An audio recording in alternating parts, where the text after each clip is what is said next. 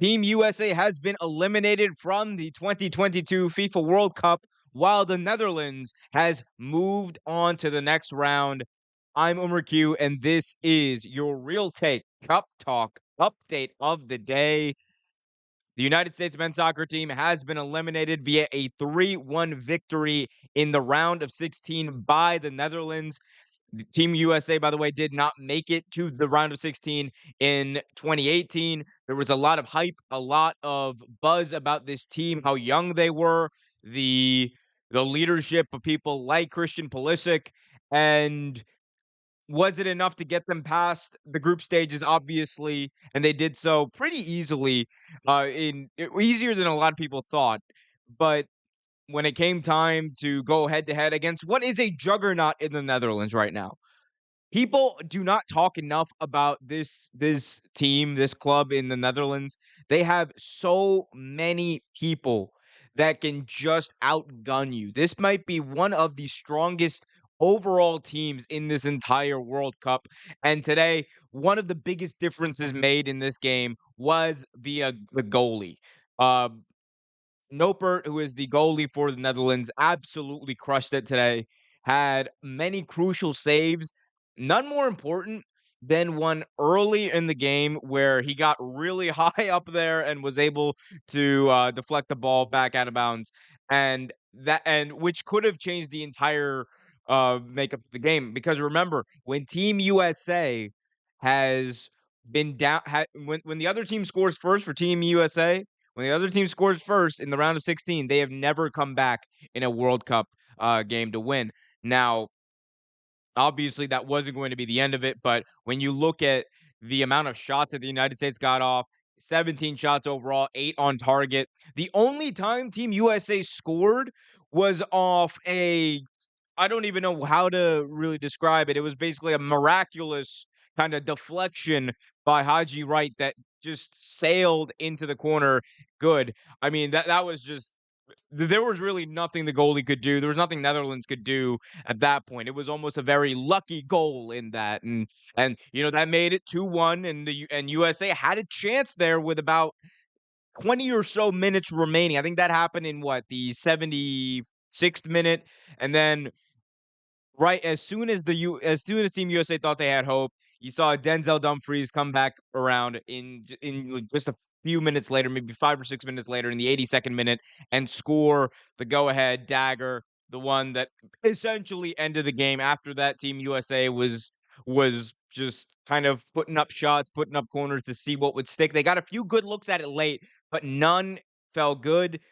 I was surprised that they didn't bring Turner out of the goal, in the last, like, 10 minutes. You're down 3-1 in the World Cup. You're about to be eliminated. I understand you don't wanna give up another one and make it completely hopeless, but at that point, you only have a few minutes remaining. You're throwing stuff at the wall. You're throwing the kitchen sink at it, right?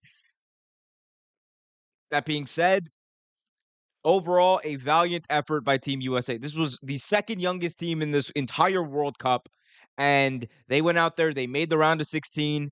They had a good showing early on against Netherlands, and I think, like, look, did they get dominated? Not really. They got beat for sure, but they held their own. I think this is an effort for them to be proud of, for the entire United States to be proud of, and it doesn't matter what happened, what has happened now. As you look to the future, I think this Team USA has a very bright future. There's a few quirks and tweaks they need to make. As always, I'm gonna stress this: the United States men's soccer team definitely needs to do a better job of developing soccer in domestically in the United States. They've been doing a better job of it as of late. We could be doing better as far as making it a broader part of our culture. And I think, look, the fact that there are so many people who cared about this team, the fact that there were so many people who were hyped about this team who never watched football or soccer in their lives shows you that there is that appetite for the sport. It's just about growing it. And I think this team has done a lot to grow it. There is more work to be done though. And once you grow the sport and it becomes ingrained in the culture, you're always going to have you're never gonna lack for depth of talent, which you could say this team, like the top 11 players in that they have, they're really good. Outside of that, the quality of player really falls off once you get down the list. So obviously, tweaks need to be made. That being said, the future is bright. I think that I think that Christian Pulisic, aka Captain America himself, is a great is a great leader for this team. I think Greg Berhalter is a fantastic manager for this American football team. That being said, they lost, and the team did win, and it was the Netherlands. Now, the Netherlands at this moment, as the time of this recording, will either face Australia or Argentina in the next round of play. And if we do get a matchup between Argentina and the Netherlands, that is going to be a must-watch worldwide event because you're going to see arguably the best overall team in this World Cup go up against the best player in this World Cup, which is going to be must-see TV. It's going to be an absolute it's gonna be a lot of fun if I'm being honest if I'm gonna be honest with you guys.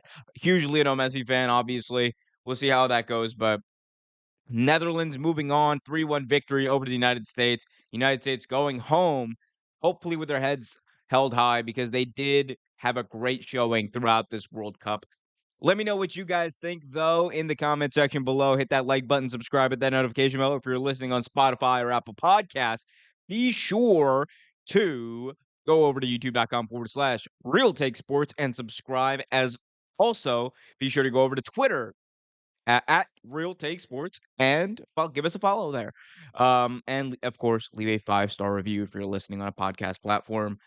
Until next time, I'm Omer Q, and keep it real.